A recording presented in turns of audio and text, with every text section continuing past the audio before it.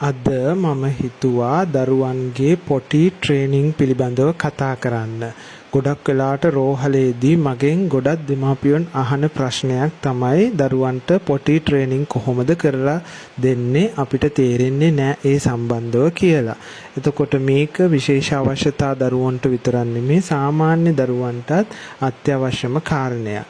පළවෙනියෙන්ම දෙමාපියන් කරන වැරද්ද තමයි පොටි ට්‍රේනින් කරන්න පටන් ගන්නවා ඉතාමත්ම අඩු වයසින්. මම දැකලා තියෙනවා සමහර දෙමාපියෝ මාස 3ේදී 4ේදී පොටි ට්‍රේනින් කරන්න උත්සාහ කරනවා දරුවට කියලා දෙන්න. මේ වගේ වයසකදී දරුවට තේරෙන්නේ නැහැ. ඒක හින්දා ඒක නිෂ්ඵල උත්සාහයක්. එතකොට පොටි ට්‍රේනින් කරන්න පටන් ගන්න හොඳම කාලේ තමයි අවුරුදු 2ත් ඊට වඩා වැඩි නම්. අවුරුදු 3ත් 4ත් දරුවෙකුට ඉතාමත්ම පහසුවෙන් පොටි ට්‍රේනින් කරන්න කියලා දෙන්න පුළුවන්.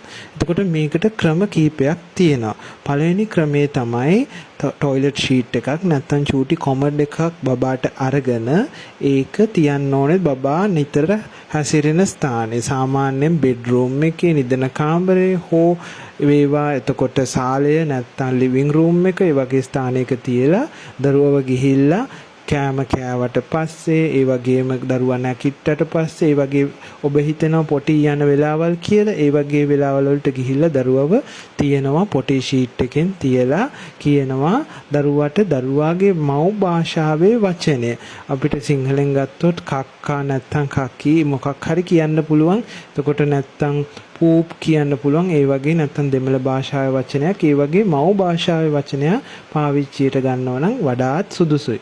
ඊළඟට දෙවෙනිකට අපිට කරන්න පුළුවන් මේ පොටි ෂීට් එකට දැන් පුරුදු වෙනවා සතියක් දෙකක් යනකොට පුරුදු වෙනවා දරුවා. ඊට පස්සේ අපිට පුළුවන් මේ පොටි ෂීට් එක අරන් ගිහිල්ලා බාත් รู ම් එකෙන් තියලා දරුවට කියලා දෙන්න අපි පොටි කරන්නේ නිතරම බාත් รู ම් එකේදී කියලා.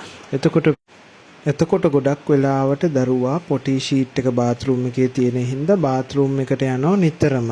එතකොට ඒ වෙලාවට බාත් รู ම් එකට ගිහිල්ලා ඉන්ඩිකේට් කරයි වර්බල් ළමෙක් නම් වචනය කියලා නොන් වර්බල් ළමෙක් නම් සයින් එකක් හරි පිච් එකක් හරි යූස් කරන්න පුළුවන්.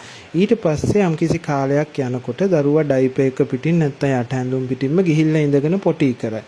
සති 2ක් 3ක් වගේ කාලයක් මෙහෙම තියෙනවා.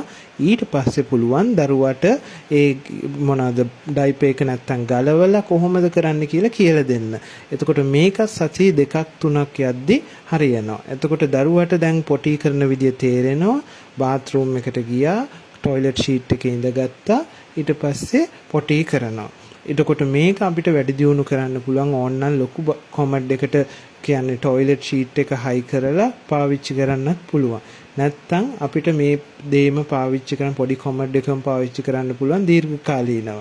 එතකොට ඊළඟ ප්‍රශ්නේ තමයි අපිට මේ දේ ක්‍රියාත්මක කරන්න පුළුවන් දරුවා නිතරම ගැවසෙන ස්ථාන පාසල වගේ ස්ථානේ නැත්තම් මහගෙදරට යනවා වගේ ස්ථානයකට යනවා නම් නිතරම ඒ දේ ගෙදරදිත් අපිට නැත්තම් පාසලේදී උනත් ටීචර්ට කියන්න පුළුවන් අපි මෙහෙම කළා දරුවට මෙහෙම උගන්වනවා කියලා.